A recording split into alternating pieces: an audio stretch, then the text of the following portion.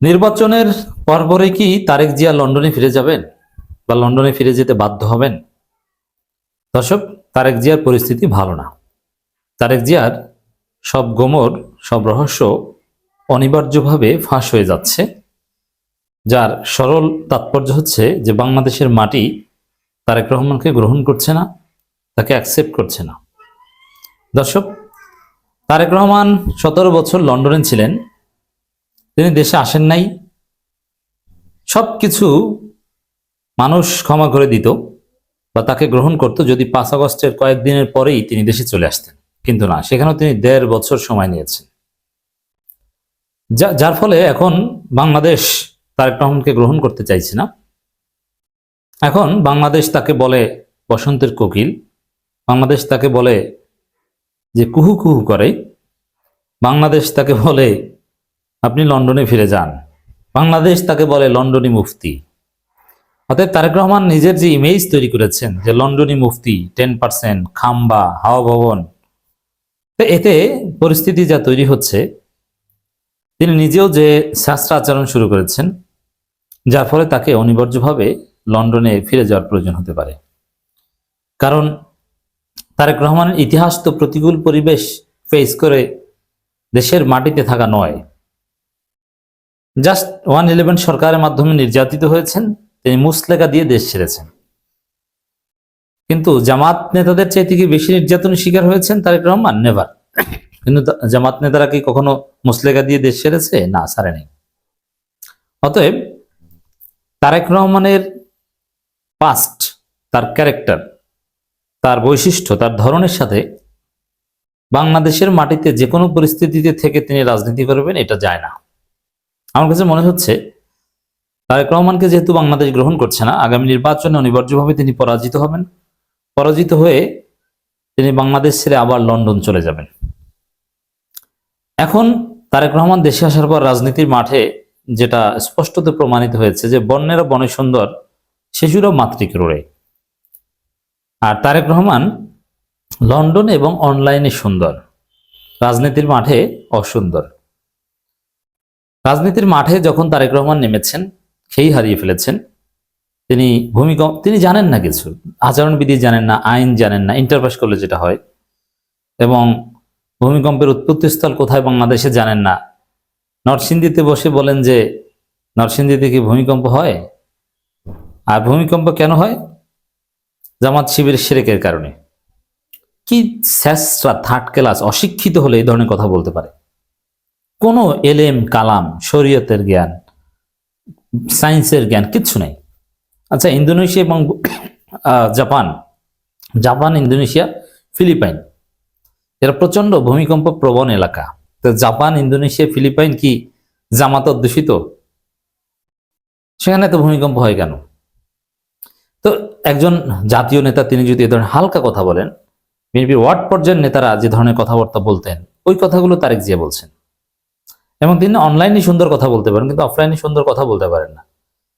এমনিতে ট্রেন্ডের সাথে মিলিয়ে গুপ্ত গুপ্ত বলে ফেলেন, আবার উদ্ভট স্লোগান দিয়ে থাকেন মাঝে মাঝে।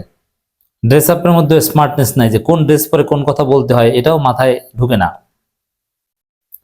যদি এরকম কোনো সেন্স থাকতো তাহলে খালেদা জিয়ার জানাজার দিন একটা টুপি মাথায় দিতেন। কোনো টুপি মাথায় দেওয়ার ছবি নাই, পাঞ্জাবি নাই, জিন্স আর জিন্সের প্যান্ট এবং দামি জুতা পরে। দেখেন এখানে বিএনপি যে ছেঁচড়াদের দল, কি চাটুকারদের দল, তার প্রমাণ তার জুতার ঘটনা নিয়ে ফাঁস হয়েছে। এটাও একটা ফাঁস। এই তারেক রহমান সব গোমর রহস্য ফাঁস হয়ে যাচ্ছে। তার মধ্যে একটা হচ্ছে, যেমন তিনি জুতা পরেছেন, একটা দামি ব্র্যান্ডের একটা জুতা, ওরকম জুতা তার অনেক হয়তো বা আছে। তো সেখানে চাটুকার মিডিয়া এবং চাটুকাররা বলছে, দেখছেন জুতার তলা ক্ষয় হয়ে গেছে, লন্ডনেও যেই জুতা দেখি বাংলাদেশেও সেই জুতা। আসলে জুতার তলা ক্ষয় বলতে যা বোঝানো হয়েছে ওটা ক্ষয় না, ওটা একটা স্টাইল। মানে অরিজিনাল নতুন জুতার নিচে একটু সাদা দাগের মতো থাকে, যেটা দেখলে ছবিতে ক্ষয় হয়ে গেছে মনে হয়, আসলে ক্ষয় না, ওটা স্টাইল। আপনি চিন্তা করছেন যে তারেক রহমান বিলাসী জীবনে অভ্যস্ত, যে তারেক রহমানের গাড়ির দাম 38 কোটি 45 কোটি এরকমও থাকে। তারেক রহমানের গাড়ি বিলাস আছে। যারা তারেক রহমানের হাওয়া ভবনের কাহিনী জানেন, না জানলে এটা একটু স্টাডি করবেন। হাওয়া ভবন কেমন ছিল? হাওয়া ভবনের রাজা ছিলেন তারেক রহমান। সেখানে বসে তিনি কি করতেন? সেই শিল্পা সেটি আসতো, শিল্পা সেটিকে নিয়ে গাজীপুরে যেতেন। কত কোন কালারের কালো গাড়ি, গাড়ির গ্লাস কেমন ছিল, এক একটা গাড়ির দাম 45 কোটি, 46 কোটি, এরকম 35 কোটি, বিভিন্ন ধরনের গাড়ি বিলাস তার ছিল। এবং তিনি যে ব্লেজার পরেন, যে শার্ট পরেন, অনেক দামি। আমরা তো জানি, আমরা একটু ভালো পোশাক পরার চেষ্টা করি। জুতার অনেক দাম। তো সেখানে তাকে সেরা জুতা পরনেওয়ালা বানাচ্ছে। কি মানে কি অসভ্য বা কি কি ব্রেইন! তাকে অন্যভাবে ফ্রেমিং করেন। তারেক রহমান ড্রেস সেন্স আমার কাছে ভালো লাগে, তার স্টাইল ভালো লাগে। দেখবেন যে অনেক হেভিওয়েট ব্যক্তি ঠিকভাবে ইন করতে পারে না। বেল্ট কিভাবে পরতে হয়, কতটুকু নিচে কিভাবে পড়তে হয়, এগুলো পারে না। আবার দেখা যায় একটু বেশি ঢোলা হয়ে যায়, অনেক সমস্যা থাকে অনেক ভিআইপি লোকেরও। কিন্তু তারেক রহমানের বডি ফিটনেস ভালো এবং তার স্টাইল ভালো, আমার কাছে এটা ভালো লাগে। তো সেখানে তারেক রহমানের জন্য সেরা জুতার মিথ্যা গল্প সাজানো, এটা বিএনপির ইত্রামি এবং দেউলিয়াত্বের প্রমাণ, যাদের কাছে কোনো ক্যাপিটাল নাই। তারেক রহমানকে ভালো হিসেবে উপস্থাপন করার মতো কোনো উপাদান নাই, এই জন্য এখন এই জুতার গল্প নিয়ে এসেছেন বাজারে। তো দর্শক, এই গেল এক রহস্য।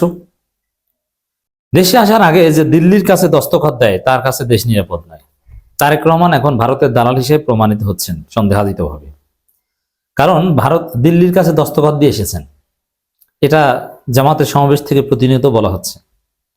এবং ভারতের যে মিডিয়া, বিশেষ করে আনন্দবাজার যে রিপোর্টটা করেছিল দিল্লির কাছে দস্তখত দেওয়া, তার কোনো প্রতিবাদ তো বিএনপি করেনি। এর মানে বিএনপি এটা মেনে নিয়েছে। এতবার একটা অভিযোগ এখন জাতি জেনে যাচ্ছে, নির্বাচনী প্রচারণায় ব্যবহৃত হচ্ছে যে দিল্লির কাছে দস্তখত দিয়ে এসেছেন তারেক রহমান। কেমন লাগে? প্রতিবাদ কেন করেন? এখন পারলে করেন। তো দর্শক, তারেক রহমান যে ভারতের সাথে ভারতের মাল, ভারতের সাথে গোলামি চুক্তি করে এসেছেন, এই রহস্য ফাঁস হয়ে যাচ্ছে। এবং তিনি নিজেকে যতটা নিচে নামাচ্ছেন, তাতে নির্বাচনে পরাজিত হওয়ার পর দেশে থাকবেন বলে মনে হচ্ছে না, দেশ ছেড়ে যেতে বাধ্য হতে পারেন। নতুন ইমাম বারবার বলেন ইমাম, মুফতি, এই ট্যাগগুলো বা এই তুচ্ছ তাচ্ছিল্যের শিকার হচ্ছেন তারেক রহমান। এটা এরকম এরকম নিকৃষ্টভাবে, ইনফিরিয়র ভাবে ফ্রেমিং এর শিকার হয়ে কেউ প্রধানমন্ত্রী হতে পারে না।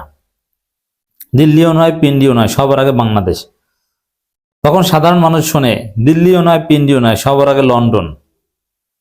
এই যে কি থার্ড ক্লাস কথাবার্তা বলছেন, যে একজন গেছে দিল্লি আর একজন যায় পিন্ডি। কে পিন্ডি যায়? আচ্ছা, জামাতের আমির পিন্ডি গেছে, এরকম এক দেখাতে পারবেন? আর নিজে যে লন্ডন থেকে আসছে পলিটিক্যাল মুসলেকা দিয়ে রাজনীতি করবে না, সেটা আর বলে না। এক কথা যদি বলি, দেশে আসার আগে দিল্লির কাছে দস্তখত দেওয়ার কারণে বাংলাদেশের জনগণ তাকে গ্রহণ করছে না, যার ফলে তিনি লন্ডনে ফিরে যেতে বাধ্য হতে পারেন।